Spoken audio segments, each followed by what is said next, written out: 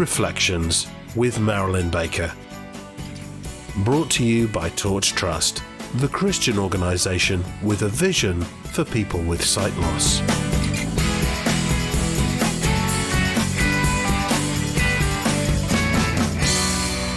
Hello and welcome to Reflections from Torch Trust, the show that focuses on faith and disability in today's world. I'm Marilyn Baker and it's wonderful to have your company. This week on Reflections, I'm joined in conversation by the International Paralympic Committee's Craig Spence, ahead of this year's Games in Paris. We'll be talking about how the Paralympics have become one of the world's largest sporting events, what we can expect in 2024, and some of the positives and difficulties that surround the Games too. Reflections from Torch Trust. Welcome, Craig. It's wonderful to have you with us, a busy man as you are. We're really looking forward to seeing what happens in Paris this year.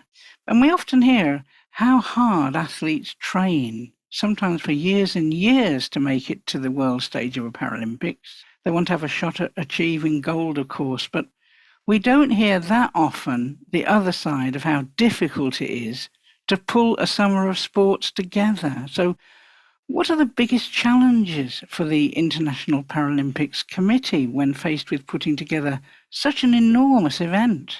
Yeah, I mean, you mentioned there that athletes spend probably 4 years training for the Paralympics to be at peak performance. We spend 7 years at least working with organising committees preparing for the Games. So that is planning from the moment an athlete arrives in the city to go into the athlete village. What are they going to eat? Where is the sport going to be? Are the venues accessible? How are spectators going to get around the city? Who's going to show the Games on TV? Where are we going to sell all the tickets? So there's so many challenges. And when we are now close to, I dare say, the finish line of the Games or the Games beginning, it's great to look back on what's been achieved, and finding solutions for all those challenges over the last 7 years has been wonderful. A great team effort between people at the IPC, the organising committee in Paris, the French government and the city of Paris. It's been a great team effort. Yeah, I mean, I suppose the interesting thing is in each country it varies what you can and can't do. That must be a challenge as well. Yeah, absolutely. Every single Games is different, and that's what makes this job so joyful. And then every host country that we go to starts, I dare say, from a different position when it comes to disability and disability rights.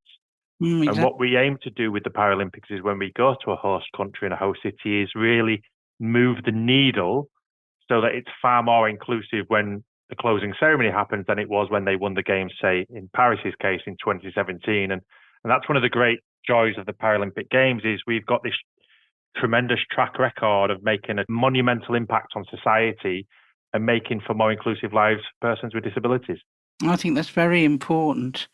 So the Paralympics is now one of the world's biggest sporting events. So how difficult has it been for the IPC to kind of reposition the Paralympics over these last few Games into such a high-profile sporting event? Yeah, I think, look, the Paralympics started out, and our journey started in 1948 when Sir Ludwig Guttmann organised the first Stoke Mandeville Games, and then the first Paralympics were in 1960.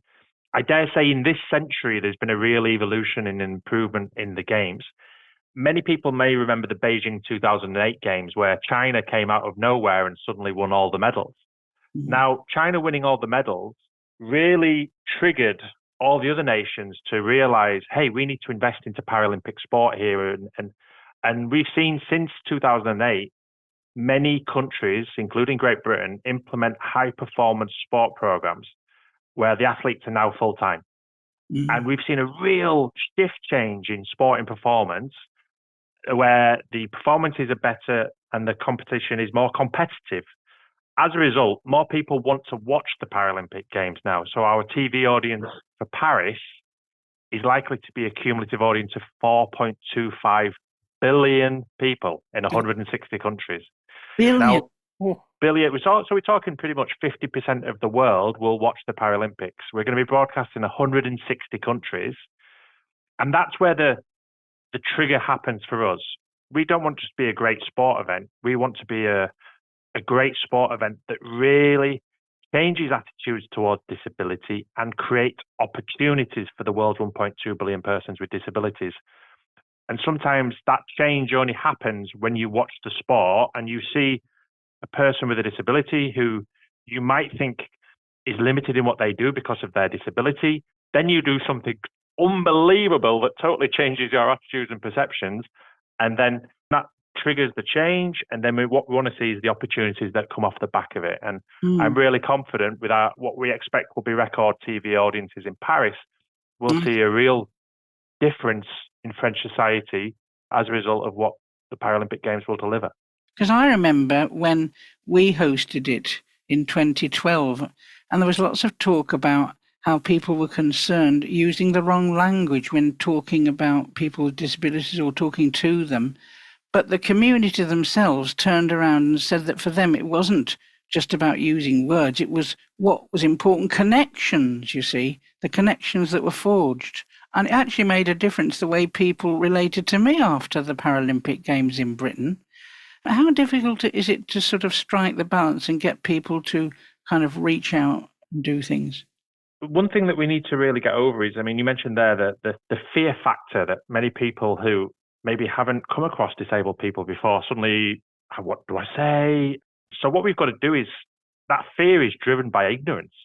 And what we need to do is use the Paralympic Games to educate people about the skill sets that persons with disabilities have. Let's focus on the positives and what works as opposed to what doesn't work. And that then, and when you see athletes at the Games doing amazing things, we always say the Paralympic Games is a showcase of what people with a disability can achieve when the barriers to succeed are removed. Now, if we can replicate that across other areas of society, whether that's education, business, politics, culture, then we will really make a big difference. And for us, we always see a huge impact of the Paralympics in the host country. That for us is no longer good enough. What we want to do is we really do want to change the world. And it shouldn't just be down to sport to trigger that change. We need everyone to contribute, get over this ignorance, and be more comfortable. I mean, you look at the progress the world has made in recent years when it comes to gender, ethnicity, yet disability is often forgotten about. We have to change that because disability intersects everything. Here at the IPC, 19% of our colleagues have a disability. They are the most solutions-driven people that we employ. They add tremendous value to our organization because when we hit a stumbling block or a challenge, which we often do when facing the Games, they're the ones to come up with the innovative solution immediately. Why? Because they're so used to facing challenges on a daily basis through either coming to the office or their daily lives. So we really see the value that persons with disabilities bring to our workforce, and it's now time that the rest of society sees that and doesn't just go, fantastic, the Paralympics are great. They need to go, do you know what? Actually, I need to create opportunities here. I can make a difference myself. It's not always the governments who need to trigger change. Every person on this planet can make a difference, and that's really important. Well, just one thing, I think we have to also recognise there are levels of ability within disability. But anyway, away from Paralympics, you helped to spearhead the launch of We the 15, and it's a campaign that aspires to be, as you've kind of said already, the world's biggest human rights movement for the world's 1.2 billion persons with disabilities. So tell me about the work this does and actually how it started. Yeah, I mean, I've been at the IPC 15 years now, nearly 15 years. And one thing I've noticed in my time here is there's lots of great organizations around the world who are all trying to make a difference. But they work by themselves. And when you're trying to make a difference, especially in the area of disability, sometimes resources are scarce. So the vision behind We the 15 was, can we bring organizations who share our passion for making for a more inclusive world together? So for the first time in history, we brought together all the big players behind We the 15. So from a sport point of view, there was the IPC, Special Olympics, Invictus Games Foundation, and Deaf Olympics. And then we looked at all the likes of UNESCO, World Health Organization. From business, we had an organization called Valuable 500. And we brought all the big players together and said, okay, let's put our egos at the door and let's work together on a unique campaign where we can achieve cut through. And We the 15 was named because it represents the 15% of people in the world with a disability. And we used the platform of the Tokyo Paralympics to basically just tell the world that one fact: 15% of the world has a disability, because not many people realize that. Why? Because often, due to the barriers society puts in place, not all persons with disabilities are visible, and not all disabilities are visible. So it was really important that we went out and told that fact to the world with a campaign, and it's already created a lot of change around the world. And effectively, for us now, it's a hands-off campaign from the IPC. It's a campaign that's running organically around the world with people making a difference under that We the 15 umbrella, which was what we wanted to do. And this summer, we have a podcast series that launches where we're discussing about how we can take it to the next level and ensure greater representation for disabled people across the world. Fantastic. I think that there's a great deal to be said for this working together, unity and campaigning together. And we've got such an influence that we don't realise, do we? But for some people, the Paralympics it just sort of happens and then it disappears, it's forgotten about. But there's much more going on, isn't there, after the Paralympic Games?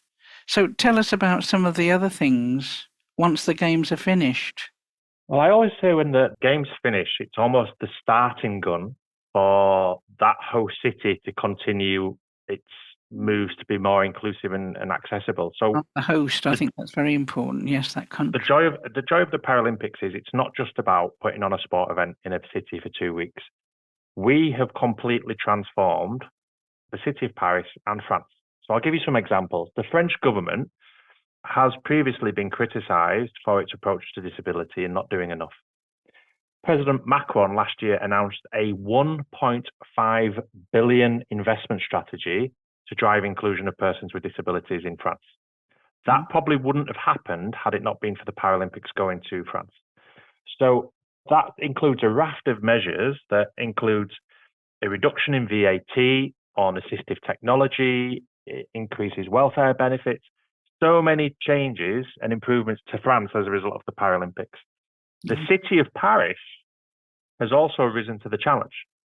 Now, they're investing 125 million making Paris more accessible. And that's a really difficult thing to do because Paris is one of the most historic and ancient cities in Europe. And making a city like that, you're not going to make it fully accessible for everyone overnight.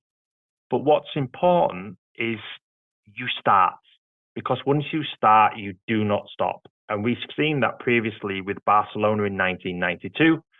Barcelona, before the Olympics and Paralympics, there was an old historic city, obviously an old port city.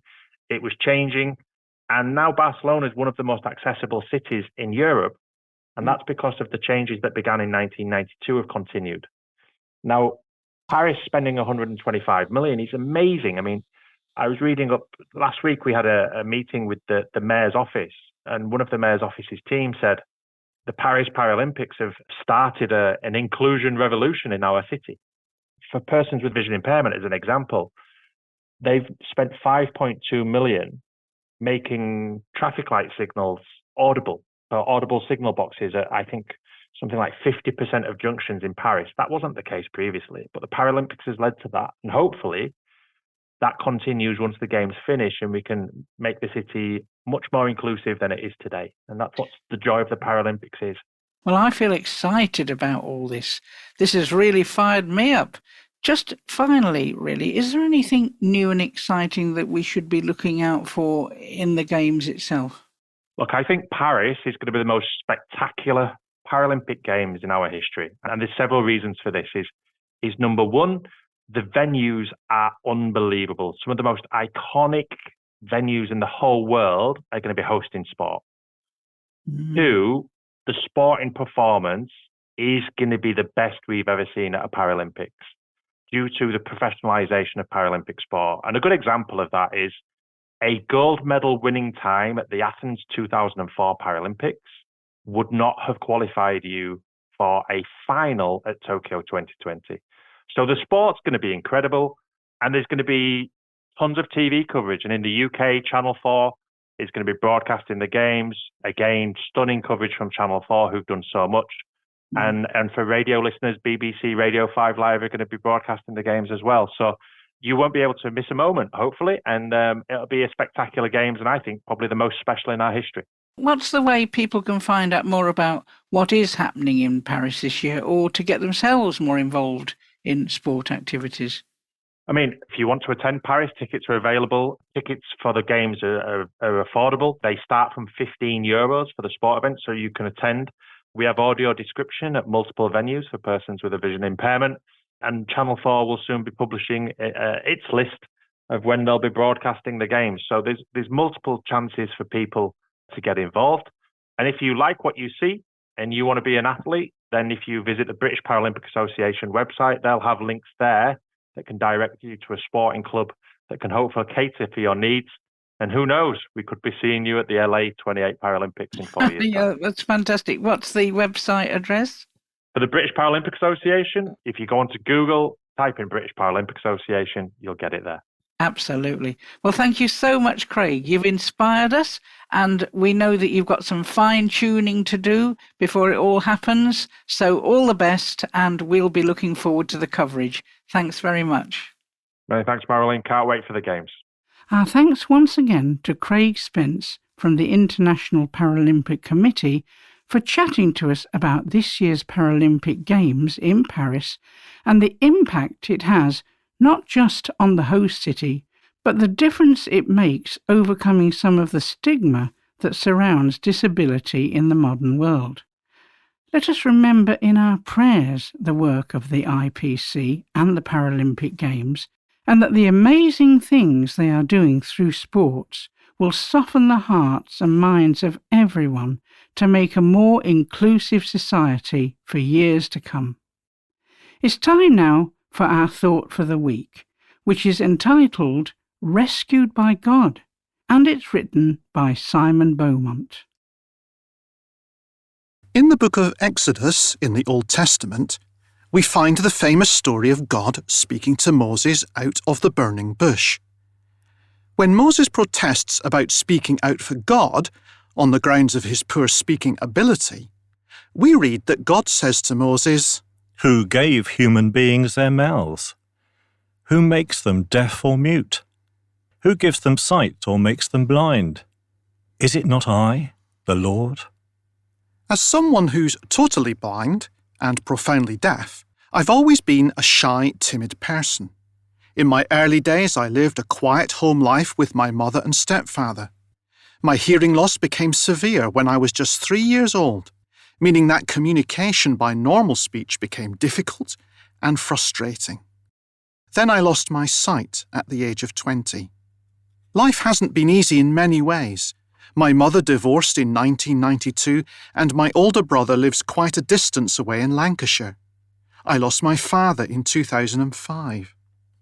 Although my school experience was okay, my education isn't up to what I would call average standards.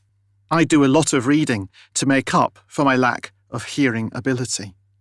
Thankfully, I've become a Christian and come to know God in a personal way. The story of the burning bush is very meaningful to me.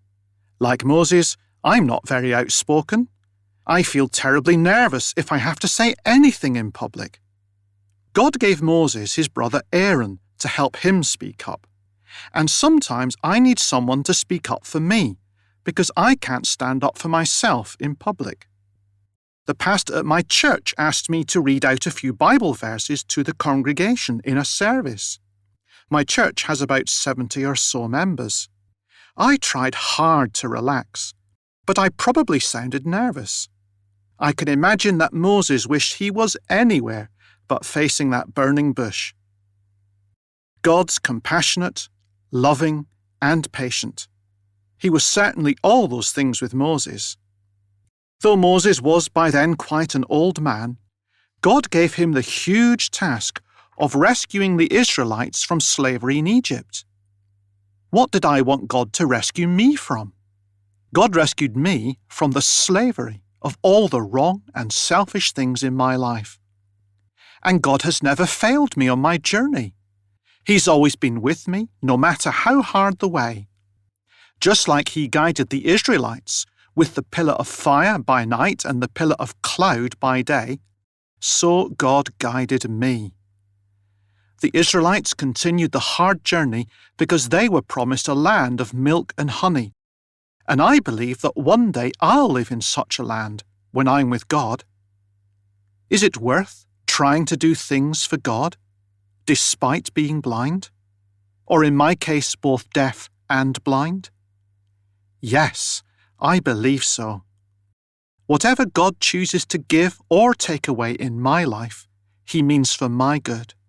I feel weak like Moses did, but God's power can be seen in me, even in the way I smile or say a kind word to someone. Thank you to the Torch Trust for bringing us this week's thought. That's just about all we have time for on Reflections this week. But let me tell you that you are warmly invited to join us on Zoom on the fourth Thursday of each month at 10:45 a.m. for our coffee mornings. They begin with time to chat and enjoy some fellowship together, followed by an update on Torch and opportunities to pray for the work and ministry. Your prayer support is hugely valued, and we hope that many of you will be able to join us on the fourth Thursday of each month. If you want to know more about our coffee mornings, or anything else about Torch Trust for that matter, then do get in touch with our client services team by calling 01858 438 260. That's 01858 438 260. You can also find out more by visiting our website, which is torchtrust.org. Until next time, from me, Marilyn Baker, God bless. Reflections from Torch Trust.